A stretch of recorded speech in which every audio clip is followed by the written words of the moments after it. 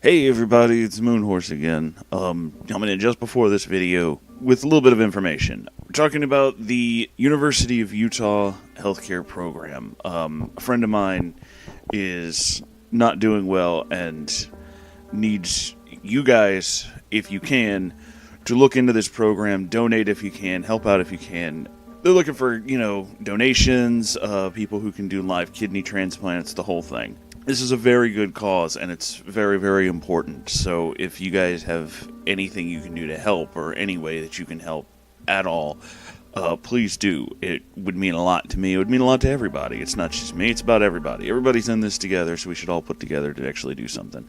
Like, if you're interested, or you have any way that you can possibly get in touch with this, or if you're in the area and you can do something to help out, you can contact them at uofulivingdonor.org. Or you can contact them at the phone number 801-587-8816. If you're interested in helping my friend specifically, when you get through to somebody or you're talking to somebody, ask for Corinne C. Powell. That's who needs the help right now. It's this person who asked me to kind of help out, not just for her, but for everybody. So if you want to help out, you want to contribute to a good cause, you want to do something good, really help these people out. They could use it. Alright, so now on with the show.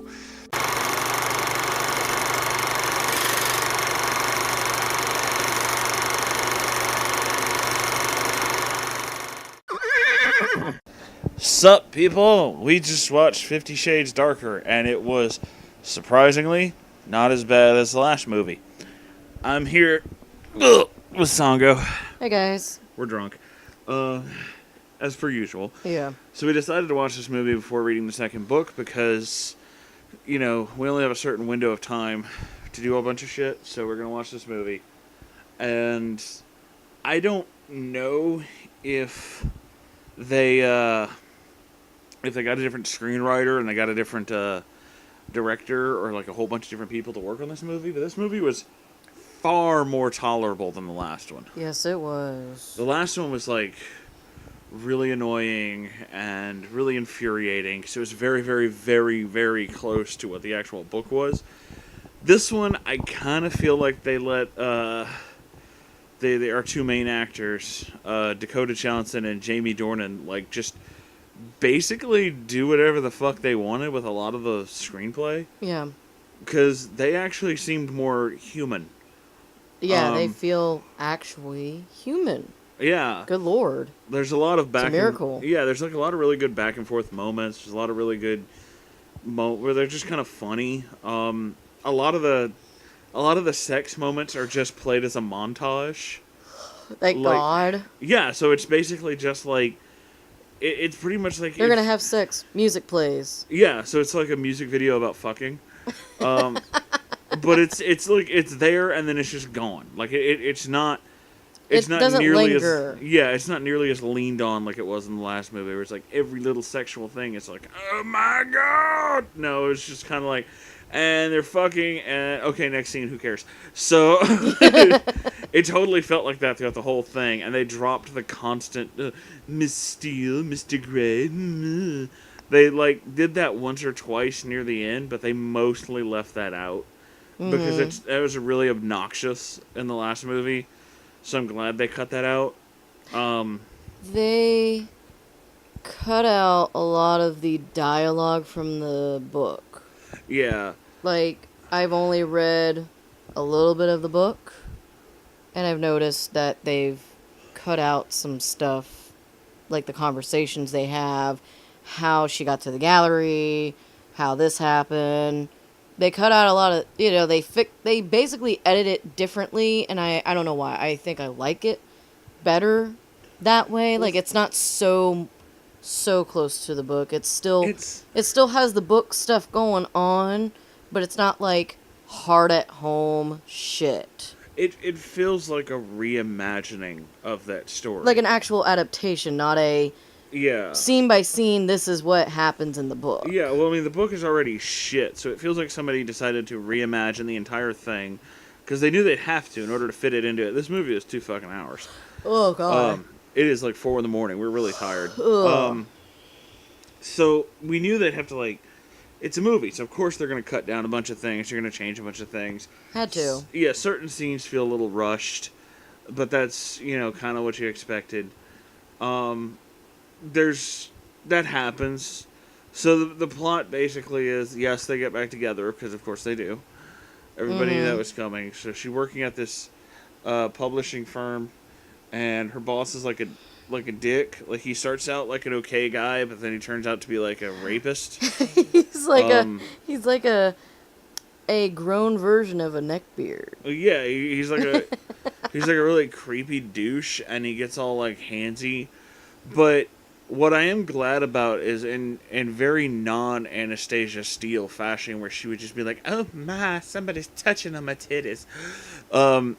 Dakota Johnson like played this scene really well, where she was like, he starts insinuating that she needs to have sex with him in order to move ahead in the company, and she only says like once, like, "I'm very uncomfortable, I'd like to leave now," and he keeps pushing, and at that point she basically like fucking finger jabs him in the neck, and when he looks down, she knees him in the fucking junk and leaves, and it's just like, out, and it's just like, she doesn't even grab her stuff, she just runs. Yeah, she basically kicks the shit out of him. It's just like, done, and fucking goes, and it's like, damn, get it, girl.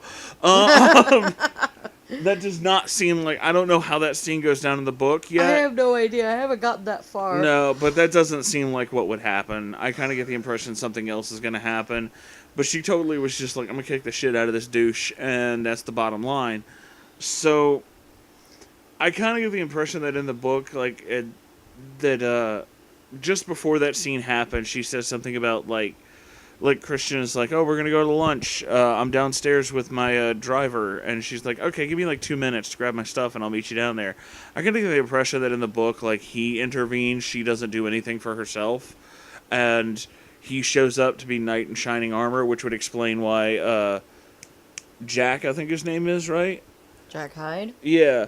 Why he is like, he has like this vendetta against Christian specifically. It's kind of weird.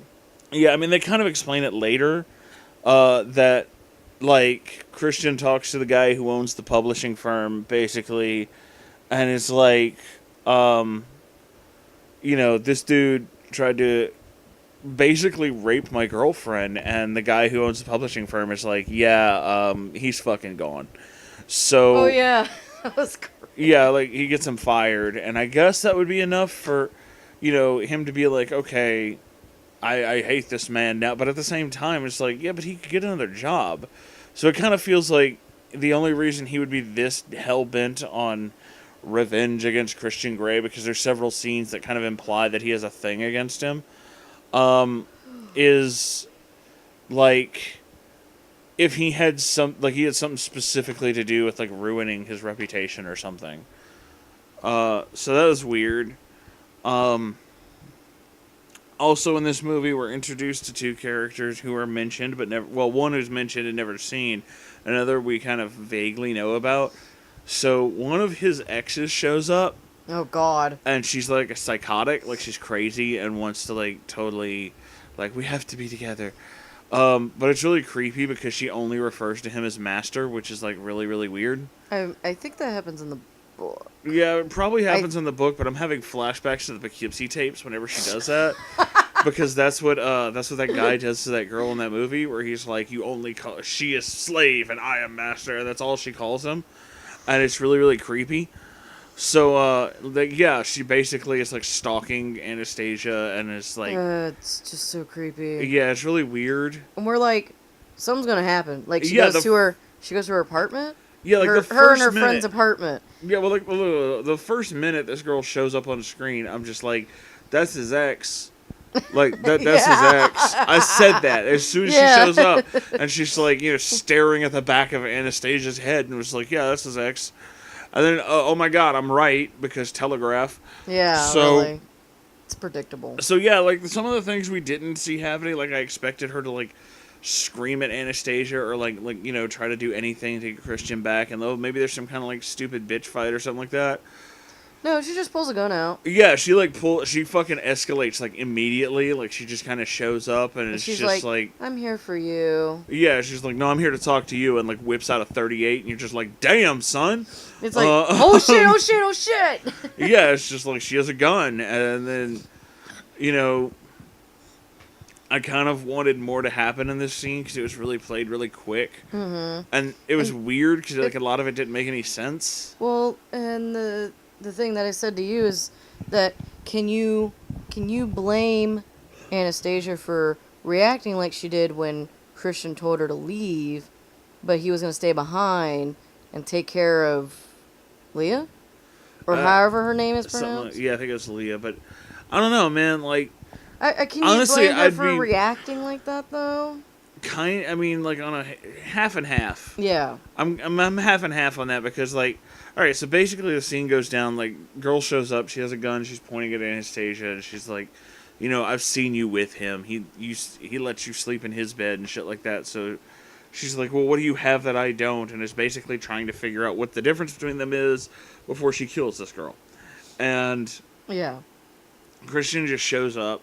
Takes the gun away from her. Yeah, which is weird because he, like, just opens the door, but she's just non-reactionary because in every scene that, like, every time a scene like that's playing out and they tell you, like, somebody has a weapon, they're like, don't make any sudden movements around them because their first instinct is to fire. They're so, you know, tense about firing that they'll accidentally fire. But I think she relaxed down once she saw his face. Well, yeah, but That's I mean, like, he just opened the door, which usually in, like, an active shooter situation, they'll squeeze. Oh, yeah, that's different.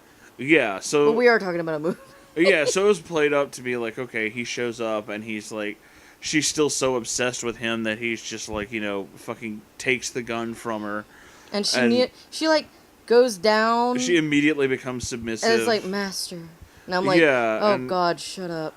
Yeah, like, she immediately just goes right back into submissive mode, and it's kind of weird. It's kind of creepy. Yeah, and Anastasia's just like, you know, I'm done, I'm leaving. And it's just like, look, I can understand you need some time to yourself to process this, but also, you almost died. Yeah, really. Like, maybe you want to talk to somebody about that. That was a thing that just happens. Mm-hmm. But I guess her coping with the fact that he has exes, because he did mention that he has exes, and I guess we're just not supposed to realize that they were a thing.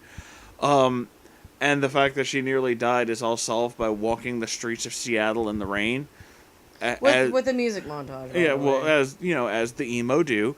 So, I mean, fuck it, right? So, oh my God. Yeah, so that just happens. There's like a weird emo montage, and it's just kind of like, this is weird and doesn't make any sense. And then when he explains, like, nothing happened and all that kind of stuff, she finally, like, you know, she's like, I can't, I don't know what to believe, I don't know what to do, and then he begs for her not to leave, and I'm like, oh my God, he's being a man. It also occurs to me that of all the things that apparently this Anastasia Steele knows in her Mary Sue characterness, of all the things she knows, the one thing she doesn't watch is IDTV, because every time something weird or criminalistic happens in this, I'm the one who calls it out immediately, and then I'm right. Yeah. Like, every single time. Yes. So it's just like, you know, he's like, I don't want you to touch my chest. I have these burns on my chest. And immediately I'm like, there's cigarette burns. And then later in the movie, they're like, yeah, it's cigarette burns. And I'm like, yeah, that's what cigarette burns look like. Like, how the fuck did you not notice this? I just love her. Who did this? Who burned you? And I'm like... Guess. I mean, fuck, come on. It's like, who did this to you? And I'm like, do you even not know what cigarette burns are? Yeah, there's cigarette burns. He talked about how his mother was a drug addict. It was either her or one of her many boyfriends. In the book, it's her pimp. One of her pimps. Well, of course. See, there you go. There's the answer. Done. Yeah. I did it. I solved the frame. I solved the fucking crime for you. It kind of shows in the beginning of the movie that her pimp is coming after him as a kid. Well, because it did happen to him in real life or whatever. Yeah, well, the first time I saw in the first movie, the first time they mentioned it in the first book. Like it. Yeah. What was funny was in the movie He didn't talk about it until, like, what? The climax part of the movie? Yeah. But she was, like, sleeping? Yeah, so in the first movie, he like, admits this, but while she's asleep, which they address in the second movie, as, like, you know, a stupid thing that, like, shouldn't have been, like, done. She's like, why didn't I know about this? You were sleeping. Yeah, and to her credit, she, oh god, I'm moving, hold on. She, like, makes a joke about this. Again, they let them play with the dialogue, which actually helps, because Oh my God, he's like, yeah. he's like, yeah, I admitted this to you, and she's like, well, I don't remember that, and he's like, you know, you were were asleep at asleep. the time, and she goes, well, generally, Christian, a rule of thumb is when you want someone to know something, you should tell them that when they're awake, and that was pretty funny, and it's played as, like, a joke. So she's actually really snarky in this movie, which is really funny and works. Well, a little bit in the book, she has, like, a smart mouth in the book. It's played up way more in the movie. Oh, yeah, you it's can tell. played better in the movie. Yeah, like, so they actually allowed these actors like, to do stuff. Well, because there's, like, shitty... Because I've only read, like... I'm on the second fucking chapter, and I'm like, why is this chapter so long? But it's just kind of like... you know, I'm reading it in a digital form, but it's just kind of like... I don't know. What made me laugh is, like, I look at the dialogue of what I read, and I look at the dialogue of the movie, and it's like, oh my god, they cut the dialogue so much to the point that it's tolerable, where the book is just like, I want to barf. Yeah, they feel like real people. So that's Yeah. like a thing. So yeah, it's like the ex shows up and they have the whole dramatic moment with that, and then she finds out about the Mrs. Robinson, the former mistress or whatever. The first time she runs into her is at the salon. Yeah. And she realizes who it is, and she's just like, what the fuck? And why did you bring me here? Yeah. Did you bring your other submissives here? Yes, Yeah. I did. Oh, well, shit, what the fuck? Yeah. Oh, and we're also business partners.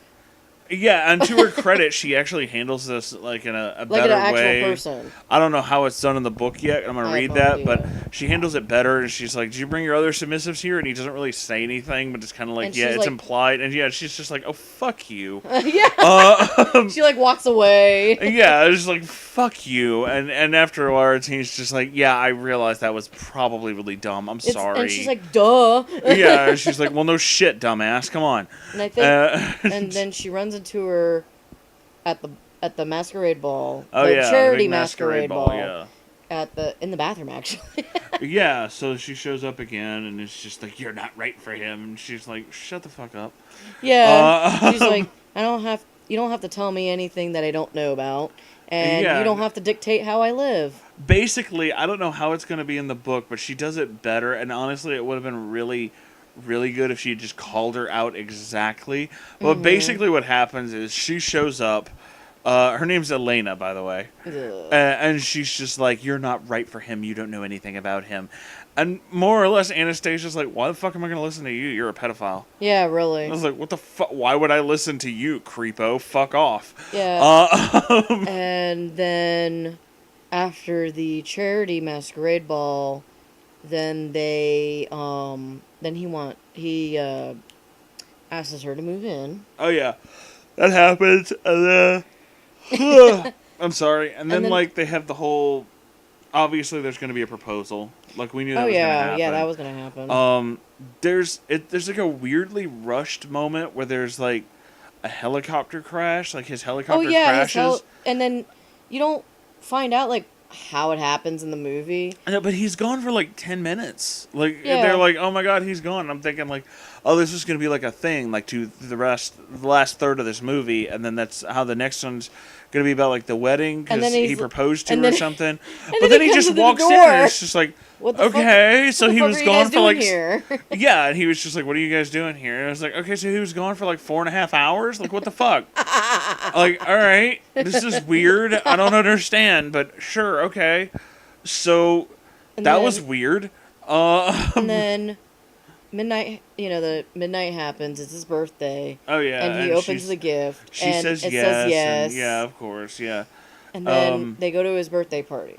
Yeah, so his birthday party, and like there's a whole bunch of people there, including Elena. Yeah, and Elena's there. And to her credit, again, Anastasia actually like grows a backbone and does some shit. I don't know how it goes down in the book, but she does it real good in this movie. I have no idea. I haven't gotten that far yet. We're gonna find out. I think what made me laugh is like just Elena's reaction to when he announces that him and Anastasia Yeah, are, like he announces they're gonna engaged. they're engaged, and she gets all pissed and walks off, and then like later she's talking to her friend, and like, what's his brother's name?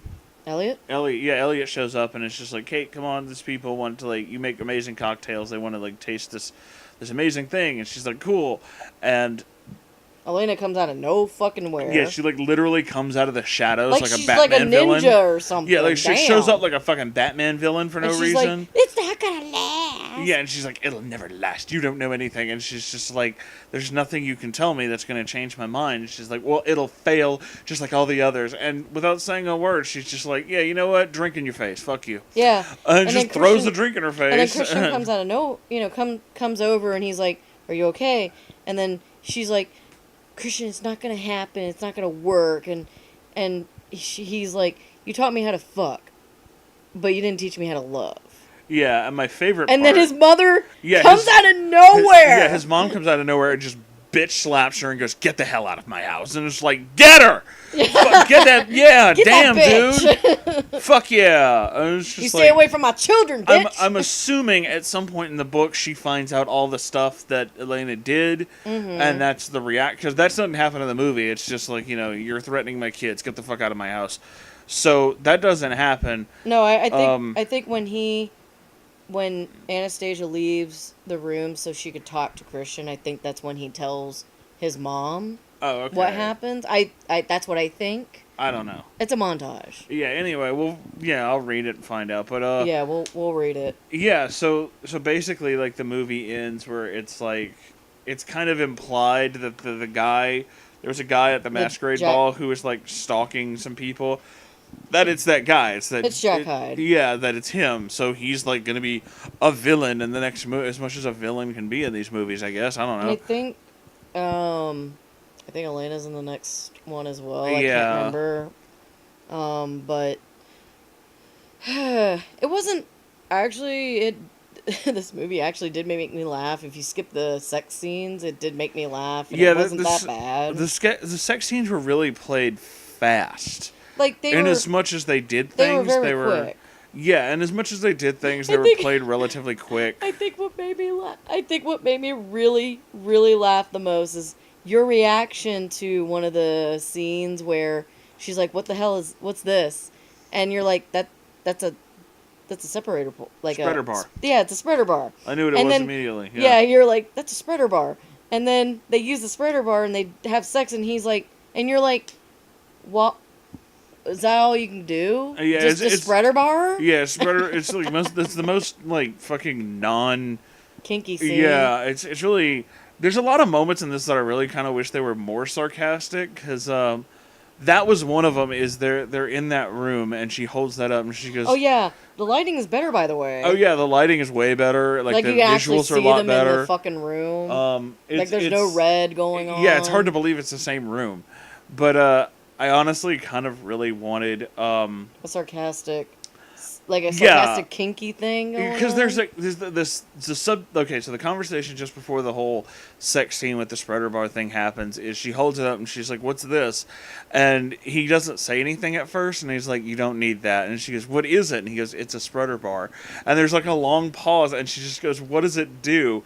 And I really, really wanted him to go, "What do you think it does?" Like I really wanted him to just be like sarcastic. That'd have been great. It's like, what do you think it does? It might be in the name. And there was like a scene like that with the silver balls. No, with the pool tables. Oh, the door. Yeah, so like she has to wait because great. he gets a phone call and it's like a business thing. So she go to the pool table area. Yeah, she's like in a billiards room. And your reaction is, if I was, the first thing I would do is play that pool table. Yeah, damn it's like, who doesn't want to play pool? So it's like fucking cool. And then she like, grabs a pool stick, and you're like, oh my god, yeah, she's gonna play pool. She's got a pool stick. She's setting up like the balls to like racking them all up. Yeah. And then he comes in and goes, "What are you doing?" And I really wanted her to just look at him and go, "Brain surgery." Instead, she says, well, you made me wait, so I'm going to make you wait. Yeah, like, I really wanted her to be more sarcastic. She's like, what the fuck do you think I'm doing? Yeah, really. It's like, what does it look like I'm doing? And I love, the bet thing was kind of dumb. Yeah, it was pretty, I love how she says, if I win, we're gonna be in the playroom.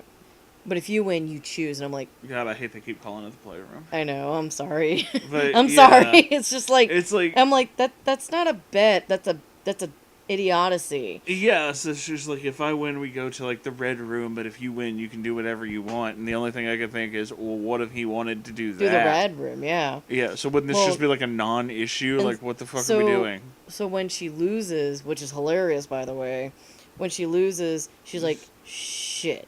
And then she scratches, and it's pretty funny. Yeah, and then he gets her to bend over, and they just fuck on the pool table. Yeah. It's like, which seems really uncomfortable, but yeah, okay, I'm fine. like, why would you fuck on the pool?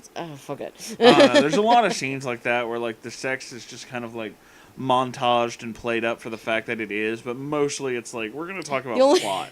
The only thing that really was so bad, like, it's still so creepy. It's like they have no ass still. No, these people are really thin, and it's. And then I realized, because I don't remember the first movie very well, and then I realized, I'm like, oh my gosh, she doesn't really have titties. No, these are very thin people. They're very thin white people. Yeah, and the only thing I can think is like through the whole movie, it's just like, is this what kinky rich white people do? Because like, oh no, I don't understand what straight white people do. Yeah, I'm so lost. Kinky straight white people. I don't understand like any of this. It's so very confusing. Because you're not technically a straight person. Well, they don't need to know that. Shut up. Anyway. Well, fuck you then. Anyway, it's like a lot of it's just weird. It doesn't make a lot of sense. But it's like, okay, I guess we're doing this to do this. But instead of constantly like pandering like the first book did, where it's all about like, look how amazing these people's lives are.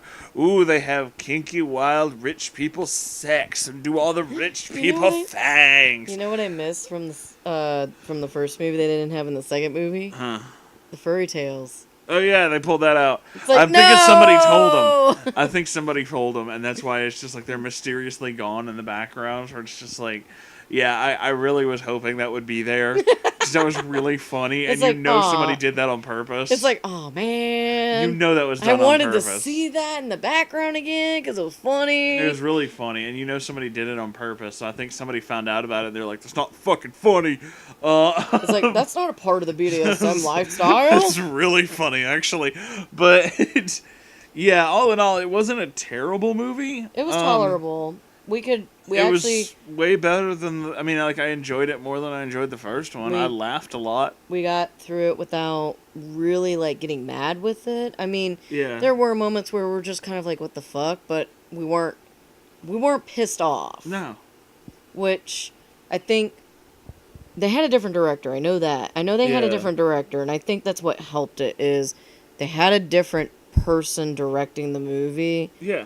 Maybe different writers. I'm not sure. We would have to actually research it, but I know they had a different director because it's just kind of like, I don't remember that director's name on the first one. So it's just kind of like, maybe that's what helped it because I'm sure he was like, well, we don't want it to be an exactly like the book. We want it to be an adaptation. I will say, you know what I mean? Yeah, I will say one of my other favorite scenes was not done intentionally, but it's funny because I'm stupid, and I like stupid things. So there's like a part where they're talking about whether or not their relationship is very serious, and apparently it's some company. It's like some Italian. I assume Italian because of the name. Oh, yeah, but their logo is in the scene like 4 or 5 times, and I just keep giggling. They're ordering dinner. Yeah, and they're talking about the proposal or proposition. Oh no, that's the wine bottle. That's another scene that was really funny. No, so I'm gonna tell you that in a minute. For this one, they're like cutting back and forth, but every time they cut to Christian, there's like a bag or something that has the company's name on it, and I kept giggling. I'm sure they're very expensive because everything in this is like an expensive rich guy thing. Yeah. But every time they cut to the bag, I keep giggling because the name of the company is Fazuli, and that word is really funny to me. Oh, when she's in her bathroom. Yeah, it's like I don't know what they do. I'm sure they do something great, but the name Fazuli made me giggle because I'm an idiot, and I'm just like, look at Fazuli. So yeah, there's like a really great comedy scene where they go to like this restaurant, and it's not like a super rich restaurant. It's kind of like a middle. Yeah, so he and orders, he orders some food. She wants a salad. Yeah, and he's like, I want this wine. And they're like, it only comes in the bottle. And he's like, that's fine. So they're the guy like, comes over. Yeah, and he's he's opening the wine bottle, and the whole time it's just going like, and then like he just gives him this, like they cut outside of the restaurant while it's still doing it. You can hear it outside, and then it cuts back to him, and he's just looking at him like, just give me the fucking bottle. It's really funny. Christian's just got that face like, she's like, oh my god, please stop. He's like, oh my god, please stop the squeaking. Just open it already. This is so fucking awkward, dude. It was great. I think that was the scene that made you laugh first. Yeah, because it was really played for how funny it was. Which I honestly don't think is a thing in the book, but it's like whoever. No, it's not a thing in the book. Whoever adapted this knew how to make certain parts really funny. It needed to be funny because it's just kind of like we needed more tolerance. Because that was the thing with the first one. Everything was so serious and over the top that it was like mind-numbingly painfully stupid. Especially with the book. Yeah, so adding comedy really made things better. Okay, so like here's a good example. I have seen not every episode, but several episodes of Dragon Ball Z, but then I've also watched as many, I think, almost all the episodes of Team 4 Star's Dragon Ball Z. And God. That's a million times better. Yeah, the abridged is a million times better. Not just because it's funny, but because it manages to make really dull moments funny and make the whole thing more tolerable. It makes more sense, too. Yeah, the comedy adds a lot to making you want to see more about it. It makes the characters pop out more and be like a thing. Yeah. That, I think, is what was added to this movie, which is probably not in the book, which makes these characters far more tolerable and more interesting. Yes. I absolutely believe that because it did make us laugh. The sex scenes were a montage. Every friggin' sex scene had like a song. They weren't drawn out like it was in the last one. It had a song. You weren't really hearing them too much, and they didn't linger it too. They didn't linger it too long like they did in the first one. Yeah, they wanted you to experience it in the first one. I'm like, yeah, but at least in this one, it's like, yeah, we get it. It's a sex scene. Move on. Yeah. So there's like this whole thing about like she wants to give him back the check for $24,000. Yeah, $24,000 for when he sold her car, and he's like, no, keep it. I make that much in a day or whatever. Well, she tears up the check, and he's like, all right, well, I'm just gonna have this stuff wired to your account anyway, and there's nothing you can do about it. That's a good question. How did he get her fucking bank account? Yeah, so that's like played as a thing. He's like, why do you know all this? And he won't say it. So then later at like the charity event, they're auctioning like a vacation at some kind of a like resort. And she's like, I bid $24,000, and he's like, I gave you that money, and she goes, yeah, now I just gave it to somebody who actually needs it. Well played. Yeah.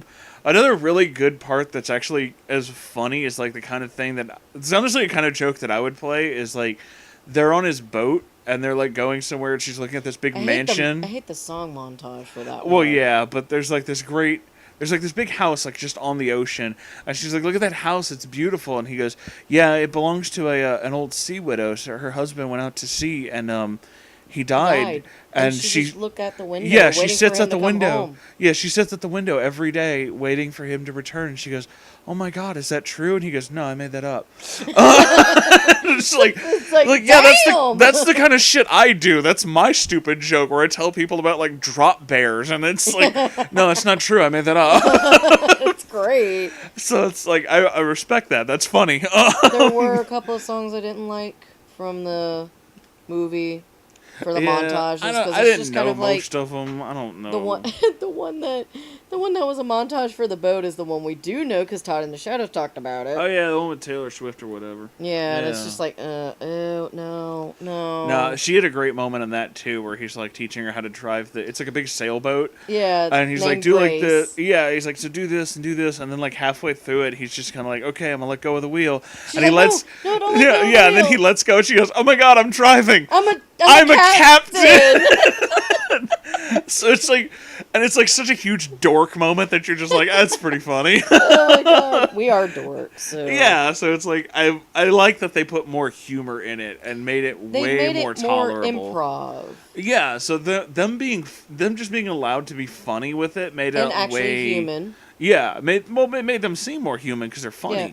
And I think it was nice that they let Christian's character open up a little more about his mother. And actually have a picture of, like, his mom. I mean, we knew that was going to come because it's plot, but... Well, yeah, but it's just nice that they brought it out a little better. In this movie, at least. I don't know too much about, like, the book. I mean, he mentions it and all that stuff, but the fact that he was like, yeah, that's my mother, and I keep a picture of her, even though, she was a crack addict and all this stuff, she was still my mother. Yeah, so I kind of knew a lot of that was going to show up because of the plot, but they basically allowed these actors to actually emote, which was way better. It was great.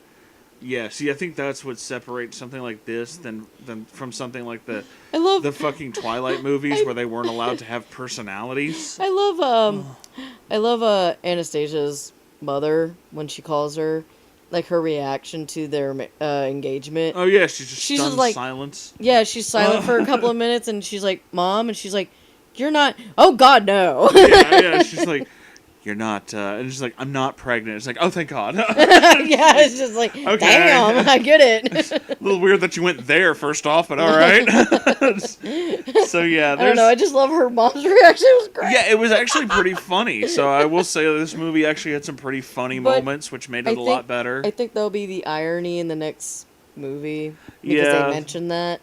Yeah, well, I mean, there's like the helicopter scene. Though.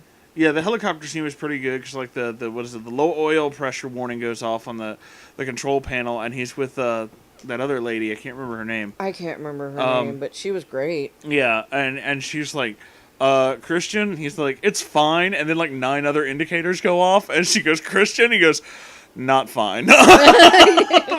She's like, yeah, he's okay. Not fine. Yeah, she's just like, the look goes over his face, and like, not fine, Mayday. And she's like, Christian! Fuck! She's like, Christian! Oh my god! Yeah, so it's actually a lot funnier and more open, and and they don't... So all in all, it wasn't a terrible movie. Yeah, I actually tolerated this. It wasn't that bad. Yeah. The sex scenes, I basically could just overlook those. They weren't nearly as long and drawn out as they were in the last movie, so they were kind of, okay, they happen. Yeah.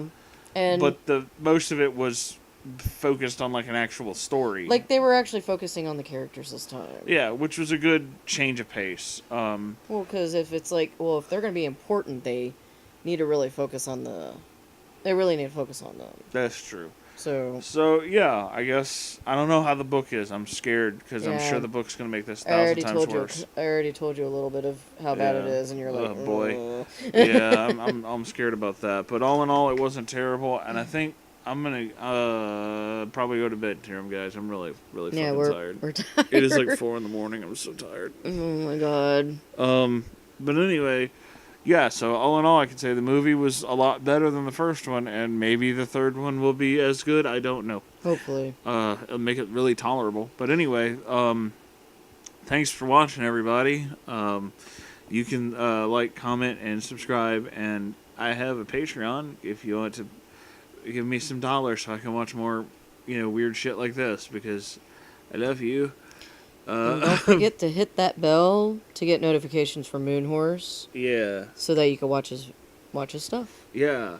I gotta stop the recording now, but I have to get off the sofa, which is gonna be fun because I'm drunk and my back hurts. Okay, here we go. Anyway, so yeah, thanks for... Oh, shit, I'm stepping on cables. Thanks for watching. This was actually, again, this was not nearly as bad as the... first one. So, okay, hopefully the second book won't be as bad as the first one. I doubt it. We'll find out. Anyway, goodbye.